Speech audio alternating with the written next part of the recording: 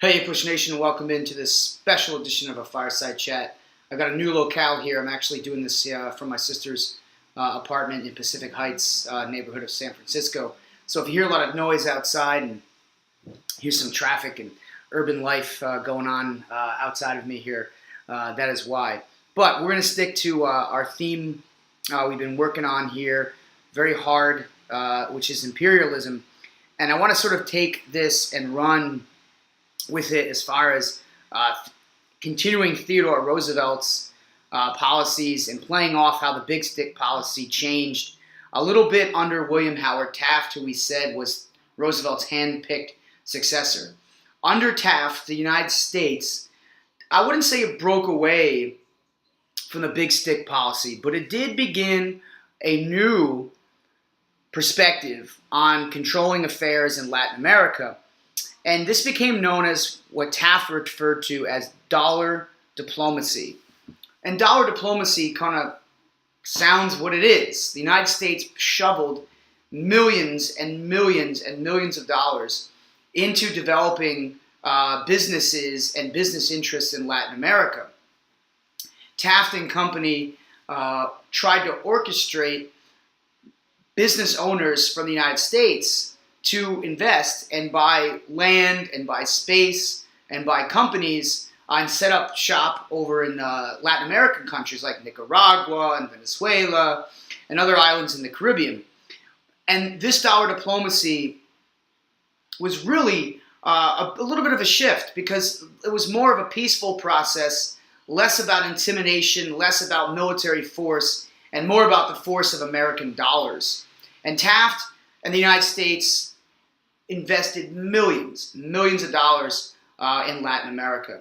And that really is going to be sort of a continuation throughout the 1920s and the 1930s, where United States businesses would invest millions and billions of dollars in Latin America. And so dollar diplomacy sort of continues on, not just under Taft, but under other presidents. Now, the United States and Latin America, the Caribbean, Central America, etc., it would take a different turn under Woodrow Wilson.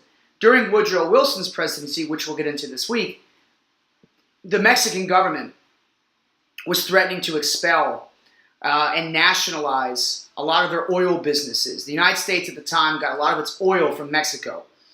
So with the threat of the Mexican government looking to nationalize oil, Wilson actually sent the American Navy down into Veracruz, Mexico, as a threat of force. And the United States and Mexico engaged in a quasi-war, so to speak. And this actually gives birth to one of the most famous names in Mexican-American history, which is Pancho Villa, who was a general in the Mexican army, who at one point, believe it or not, crossed over into American soil in New Mexico and raided a couple and hit a couple New Mexican towns, and that just truly irked Wilson and forced his hand into where he actually sent an army to go looking for Pancho Villa. And this could have sparked an international crisis for both the United States and Mexico, but war was avoided, all-out war was avoided. But the reason I bring this up is it does sort of fit the theme that we've been talking about with imperialism. The United States had its hand, to use a cheesy metaphor because I'm in the kitchen here, the United States had its hand in the cookie jar. You know, we were digging around and we were influencing Latin America, the Caribbean, Central America with our money, with the threat of force, and certainly, you know, the escalation of conflict with Mexico, the history of the United States and Mexico, that shouldn't come as a surprise given the Mexican-American War. But the threat of war with Mexico was imminent in the Progressive Era in the early 1900s. And under Woodrow Wilson, Wilson showed a sign of force, similar to the big stick policy, that if the Mexican government was going to play hardball, well, so too would the United States. So dollar diplomacy eventually, that will continue under other presidents as well. But Wilson's engagement with Mexico and the political tumultuous relationship with Mexico and the United States does continue in the early 19-teens. Now, I want to spin things even more forward, going into the 1920s and 30s, just because we've been dealing with Latin America a bit. And what a term I would like you guys to know is under future presidents in the 1920s like Harding and Coolidge and Hoover and eventually FDR, Franklin Roosevelt, the United States adopted what was known as the good neighbor policy. And there's some contradictory nature to this. The good neighbor, think about, just what that term means. You think peace, you think coexistence, etc. And the United States, part of the good neighbor policy was to continue dollar diplomacy, using money and investing in foreign nations like Americans had started to do under Taft. But there's a contradictory nature to the good neighbor policy because oftentimes the good neighbor policy meant strict military rule and strict military intervention in some of these Caribbean and South American nations. And sort of like one of my all-time favorite sort of unknown issues that relates to this topic is what's known as the banana wars. So whether it's under dollar diplomacy, the big stick policy, good neighbor policy, the United States military was a constant presence, an omnipresent, there you go, there's the word, an omnipresent force in Latin America and South America. Multiple presidents from Roosevelt to Roosevelt and in between, and even moving forward actually, had no problems committing American troops to the Caribbean and South America and Central America as well, as Wilson with Mexico. The point is, these banana wars were often when the United States military intervened in foreign countries' zone, like civil wars or domestic conflicts. And the main purpose, as always in Latin America, going back to the Panama Canal situation, is to protect American business interests. So these banana wars, some of them, Marines and future World War II generals were assigned throughout the Caribbean, and in some cases, America was getting its hands dirty down in Latin America, down in the Caribbean, to ensure that American businesses would remain protected.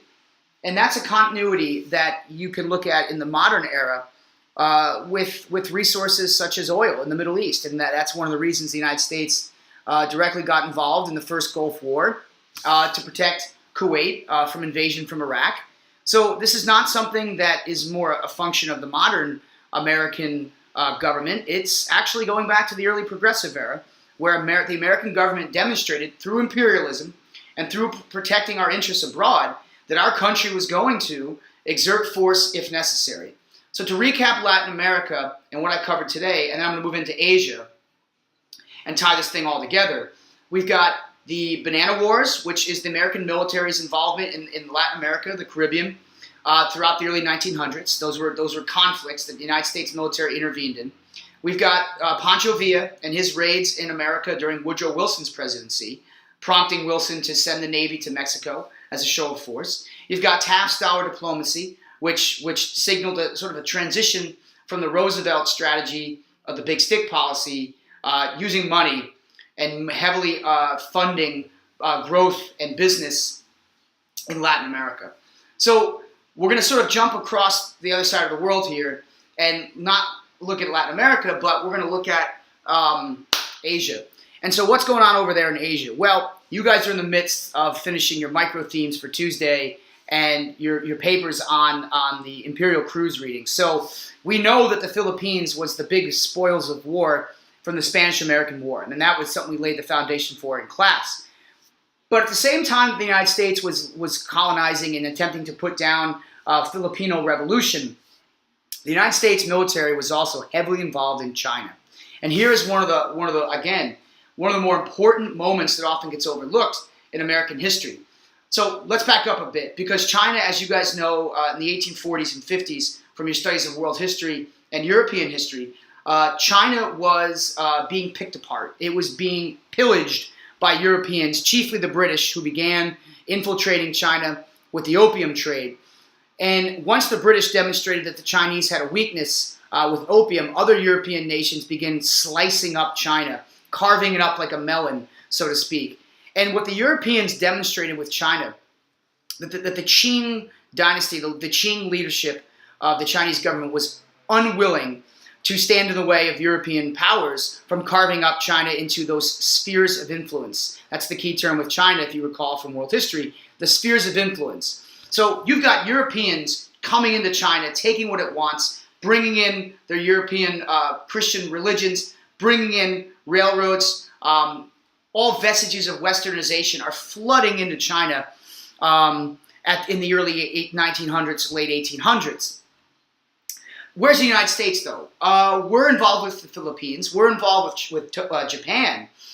But China was really an area that the United States was not fully invested in. So Secretary of State under William McKinley, we're backing up now and going back into McKinley, by the way, because this is the late 1800s.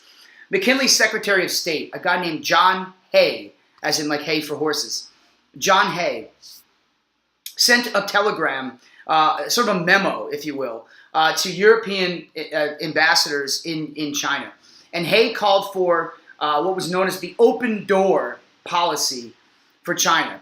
The United States felt as if the Europeans had already created a foothold in China, and that threatened the potential for America's growth in China. So Hay proposes that China is left like an open door, meaning anybody can come in and colonize and industrialize. And the Europeans felt that this was a little bit of a threat to what they had already done with the spheres of influence in China.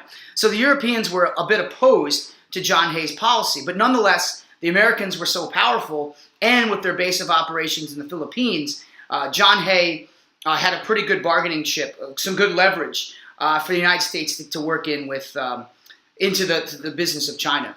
So whether it's opium or it's other resources that China offers, America had keen interest in developing business relations with China, as it did elsewhere in Asia.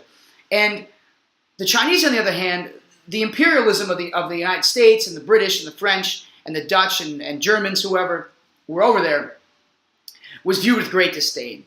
The Chinese actually then began to come up with a counter movement to oppose the Western influence. And you may recall this from world history as the Boxer Rebellion. It started out as a small peasant uprising against Westerners in northern parts of China. And these Boxers were also known as the Society of Harmonious Fists. They were martial arts trained peasants that were beginning to launch attacks on railroad construction companies, kind of like Native Americans did in the plains. Excuse me.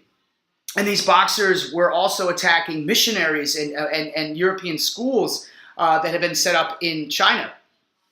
And the Boxer Rebellion, its core values were anti-imperialism, anti-Westernization, anti-business. They wanted China to maintain sort of in its peasant roots.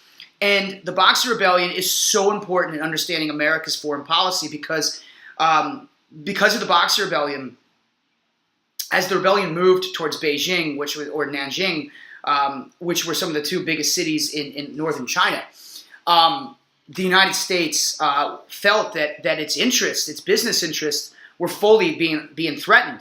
And so McKinley, fearing that American business people and American diplomats in China were going to be threatened and under attack, McKinley, without permission from Congress, sends American troops to China to defend Americans living in Beijing from Boxers.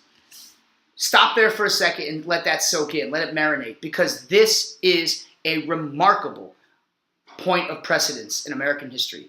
A president sending in troops abroad without a declaration of war from Congress had never quite happened before.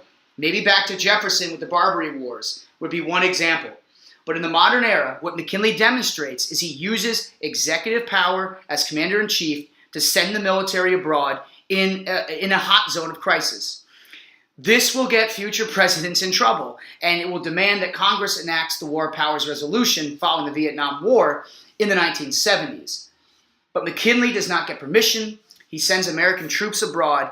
And what's so fascinating in a way about this American involvement in China is that the United States military was fighting right alongside French and British and German military forces. And there was a very undefined military structure. Historians have sort of been baffled by how this thing even worked. But it's almost as if it was like a forerunner to some of the ways that the United Nations will create coalition unified forces abroad. And the put down, the suppression of the Boxer Rebellion was so brutal, so ruthless, that there's stories about how this joint American, British, etc., French, European fighting force, they would kill boxers publicly. They would decapitate heads, hang them up outside of these rural villages as a show of threat to the Chinese people that the Europeans were in control. And these are under discussed issues that often get overlooked. Let me give you some historical precedents here to wrap up. Some historians believe that the way that the Europeans and Americans handled the Boxer Rebellion set in motion the eventuality of the Communist Revolution that would erupt in China in the 1930s and 40s. The Chinese became some Chinese, I should say, not all Chinese, but a lot of Chinese became so frightened of Westernization, so intimidated by the show of force, that it actually was able to galvanize Chinese people to sort of take up this anti-imperialist stance. And of course, when Mao Zedong would lead the long marches and eventually, go on to defeat Chiang Kai-shek's forces in the Communist Revolution of China, these themes are going to be prevalent. So you better believe that the past shapes the future in this case, because American involvement in China and European involvement in China to squash the Boxer Rebellion set in motion events that would happen, years later. And that, again, is the whole beauty of what we're doing here, folks. These handlings of Asia, and you'll read about that in the Imperial Cruise reading, these handlings in Asia no doubt precipitate larger events that go down the road. So this is a longer version. I know it's Sunday, so we still have tomorrow off from school. So hopefully you guys get all this in. And then on Tuesday, we're going to tackle that Imperial Cruise reading and really let you guys open things up. I'll talk about Supreme Court cases that deal with the rights of natives abroad. And then we'll kind of really start wrapping the progressive era up this week. So I hope everyone has a good long weekend. I'm going to go enjoy the town here in San Francisco for the next couple of days. And I'll see you guys on Tuesday. Remember, the past shapes the future. Take care.